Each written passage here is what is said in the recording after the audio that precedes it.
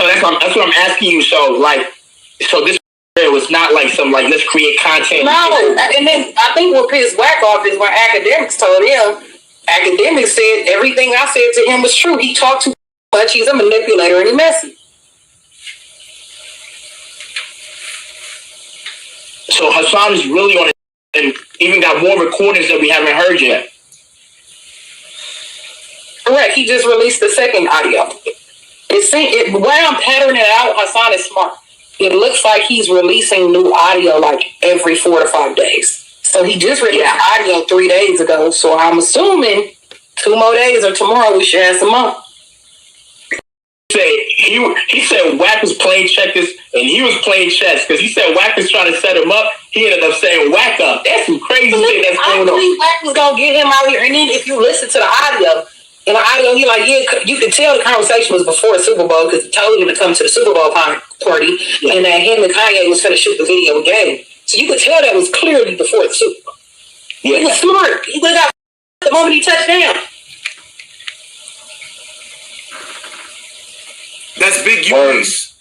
That's wild. Look, there's a clip, like a 4-minute clip where Wack and Hassan are talking, and Wack tells Hassan like, "Yo, I can get you and Adam 22, and I think somebody else in the room, and we can do a interview in LA. I can make it happen. But you know what I mean? Like Nori and Gilly and Wallow. Hey, you know what's crazy about it, right? Either Wack really didn't know about Hassan making the videos about him in game, or he knew already, right? And he had some type of diabolical plan that he was setting in motion by having Hassan come out to LA. But to me, right, it don't seem like Wack was on. It did seem like he was a little anxious to get Hassan out there, right? But I think it was for other reasons. I think he was trying to get Hassan, to be comfortable and this, that, and the third. And then he was going to lay the information on Hassan. He wasn't expecting Hassan to be recording him, but he was going to lay the information on Hassan in hopes that Hassan would relay the message back to the people. You know what I mean? And then Wack's hands would be clean. But what ended up happening was Hassan never went. You know what I mean? So Wack had to build the bond through the phone, got a little too comfortable, and then Hassan hit the record button.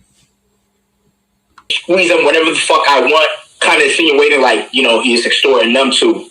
Is that, you know anything about that? Gilly and Wallow is friends with Big U. They've been friends with him for years. And the way I look at it, if it's fuck Big U, you only being friends with these niggas because those are his friends. That's how I look at the shit. Why you don't want to go be friends with niggas that's friends with another motherfucker you don't like? It's like, I'm going to get him on my platform and I want to show the world that I'm cool with Gilly and maybe Big U won't be cool with Gilly. But he said he can squeeze him anytime he wants. That's the part I'm trying to understand. That's what does that mean? I'm asking you, like, you know anything about that, or is he just talking? In LA, when you say you gonna squeeze a nigga, you finna rob that nigga. You finna extort that nigga. Yeah. And after this live, I'll put the full video. This is Big U's niece. Her and Wack 100 had a fallout.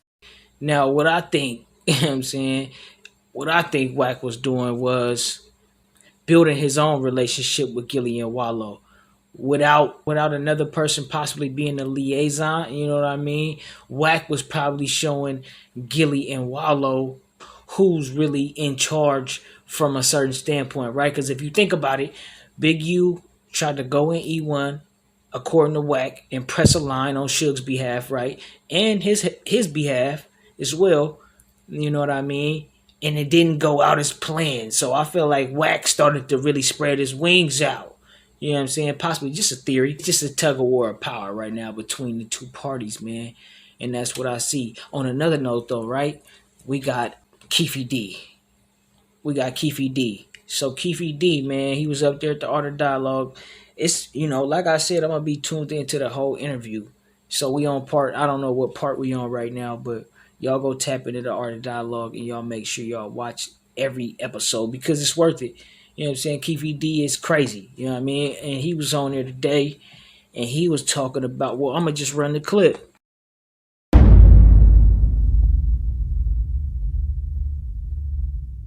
Jada Pinkett and Will Smith, you told me before that you was at a party before that they attended and you said the party was weird. Tell me about that. Okay, this is boxer. His name Twan. He's from our neighborhood. He was married to Tanisha Arnold. The broad played Pam on Martin Lawrence. We went to the party with her. I mean, it was a matter of fact, it was a set it off party. Jada Pinkett, Vivica Fox, all of them was there. You know what I'm saying? It was just seemed like Puff and Tupac was like a couple, seemed like to me.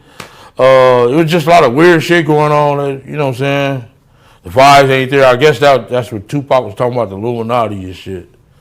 It's like Vivica Fox was with this big man. He was 6'9". They called him, his name 6'9". Now, that's crazy. You know what I mean? Keefe D say Tupac and Diddy look like they was in a relationship when he come in a party. You know what I'm saying? Now, what that look like? You know what I'm saying? Like, what could they possibly have been doing to make Keefe D feel like they was in a relationship? That don't make no sense to me, man. He say it was, I ain't gonna lie, Keefe D description of this guy that was at the party was a little wild. You know what I'm saying? He said it was a big booty dude in the party named 6ix9ine with red hair.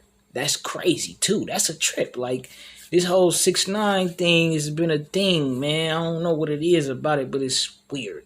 You know what I'm saying? Also, it's just a trip that he say, you know, in the interview he was explaining that, like, so if he say that Tupac and Diddy, right, was in a party looking like they was a couple, of course, obviously they was close at some point, right? So he did explain that, man, that they was close, and he don't know where it went left at. You know what I mean? It's really confusing. I ain't gonna lie, because, like, you know, if you do your digging, if you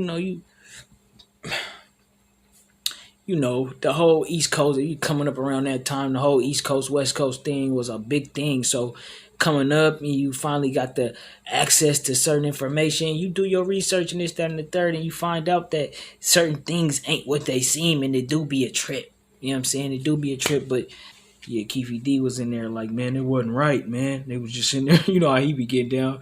He was explaining the activity, and he was just saying that it wasn't right, basically. You know what I mean? Hassan Campbell also like responded to Big U. You know what I'm saying? That live that I just put up, a Big U, he was kind of like, Hassan say, man, how you gonna respond to some allegations? You know, you basically he was trying to say Big U was being too nonchalant. You know what I'm saying? And it's like, I don't know what you know what I'm saying? I don't know. You know what I'm saying? But Hassan is on Big U helmet and he on Whack 100 helmet now, obviously. You know what I'm saying? He got some great, and it's crazy because Whack 100, Hassan Campbell has just been getting suspicious of everybody because after he heard that live of Big U niece saying what she's saying, he feel like, man, everybody been in on the plot. You know, it's a trip, man. Y'all, what y'all think about Big U niece saying that, you know, Hassan would have been finished? They had a cake baked for him in Cali. You know what I mean? What y'all think about that? What y'all, you believe that? I don't.